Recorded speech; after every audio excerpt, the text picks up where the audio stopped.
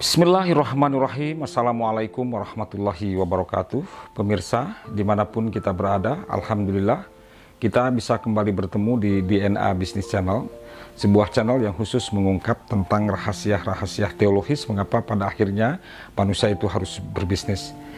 Kita tahu bahwa manusia itu dalam perspektif keilmuan apapun itu akan selalu menyandingkan manusia dengan profesinya. Misalnya kalau ada orang menyebut bahwa dirinya itu memiliki profesi sebagai seorang pendidik, dia akan mengatakan bahwa manusia itu adalah manusia pendidik dan manusia terdidik, yang sering disebut sebagai homo educandum. Bagi orang ekonomi akan mengatakan bahwa manusia itu adalah makhluk ekonomi. Bagi politisi, mereka akan mengatakan bahwa manusia adalah John Politiokon. Oleh karena itu, kita ingin mencoba melihat hari ini mengapa kita harus menyebut bahwa manusia itu adalah memiliki watak, memiliki karakter sebagai seorang pebisnis. Saya ingin mengulas sedikit soal ini. Saudara-saudara, di dalam sebuah literasi disebutkan bahwa di masa lalu orang sering gelisah tentang kehidupannya itu karena mereka berpikir akan makan apa besok pagi, atau ketika dia sudah melewati pagi hari, mereka sudah bisa sarapan, dia akan berpikir tentang apa mungkin nanti siang atau sore hari kita bisa makan.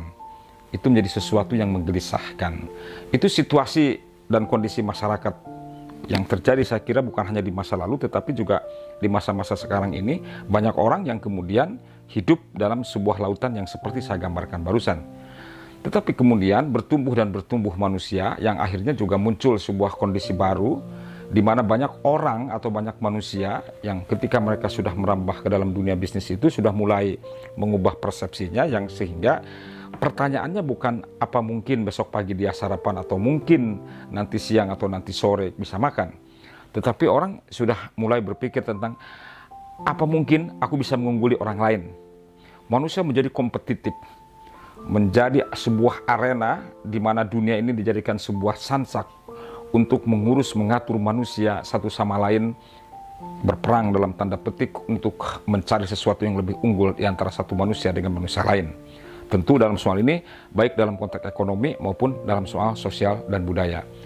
Tetapi kemudian pada perkembangan selanjutnya, situasi seperti ini akan memaksa diri kita untuk mulai menggeser pikiran-pikiran kita. Kalau sebelum COVID-19 mungkin eranya masih era yang saya gambarkan tadi, apa mungkin kita bisa mengalahkan orang lain dalam konteks ekonomi, dalam konteks politik, dalam konteks kekuasaan. Sehingga kita bisa menyaksikan misalnya bagaimana orang bertingkah untuk mempertahankan ekonominya, untuk menunjukkan kejayaan ekonominya. Saya kira kita bisa menyaksikan bagaimana gedung-gedung bertingkat itu dibangun, utamanya adalah karena mereka seringkali berpikir apa mungkin kita bisa mengalahkan orang lain. Itu yang membuat gelisah. COVID-19 ini akan mengajarkan diri kita tentang bukan lagi berkata soal apa mungkin kita bisa mengalahkan orang lain, apa mungkin kita bisa mengungguli orang lain, apa mungkin kita bisa kedudukannya, kehormatannya, kondisi ekonominya akan jauh lebih hebat dibandingkan dengan orang lain. COVID-19 ini sekali lagi akan mengajarkan diri kita untuk tidak lagi membicarakan soal-soal seperti itu.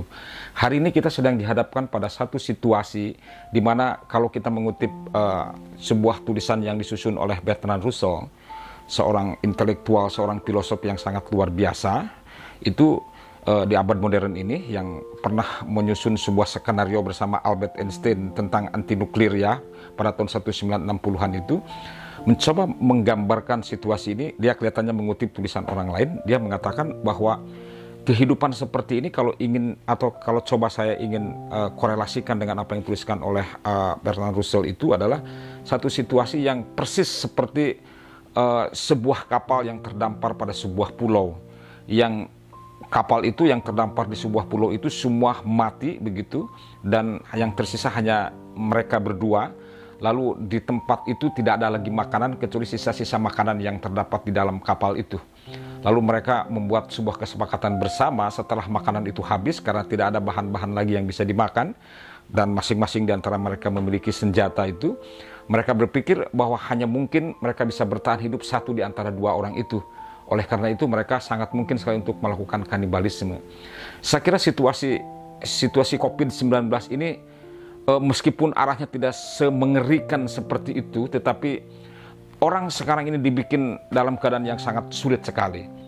Nah, situasi yang sulit sekali seperti ini dibutuhkan sebuah skenario, dibutuhkan sebuah langkah, dibutuhkan sebuah landasan-landasan filosofi, dibutuhkan sebuah landasan-landasan teologi, dibutuhkan sebuah landasan-landasan sosiologi, bagaimana masyarakat paling tidak terputus asa, paling tidak masyarakat tidak putus asa untuk menghadapi situasi-situasi ekonomi yang sangat krisis multidimensi seperti hari ini.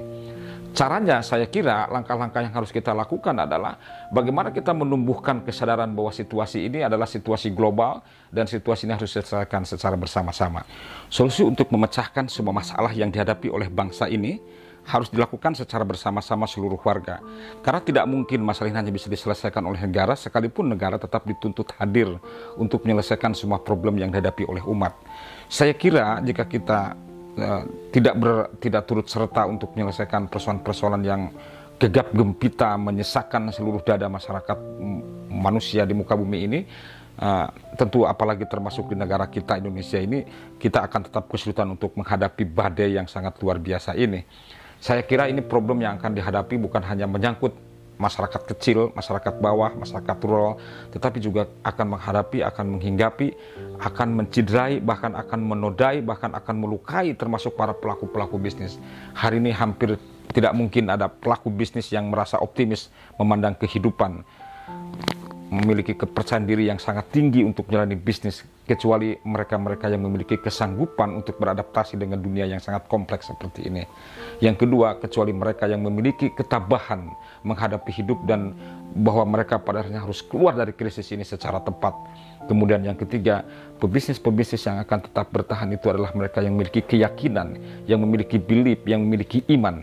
Dan prinsip-prinsip dasar ini hanya mungkin dilakukan ketika mereka terisi dari sisi kafut behavior mereka.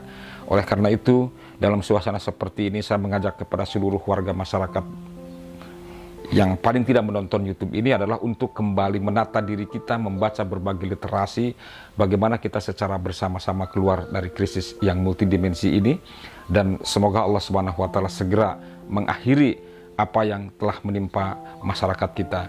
Terima kasih dan sampai jumpa di edisi berikutnya di DNA Business Channel. Assalamualaikum warahmatullahi wabarakatuh. Hey there. Subscribe to my channel and also press this bell icon.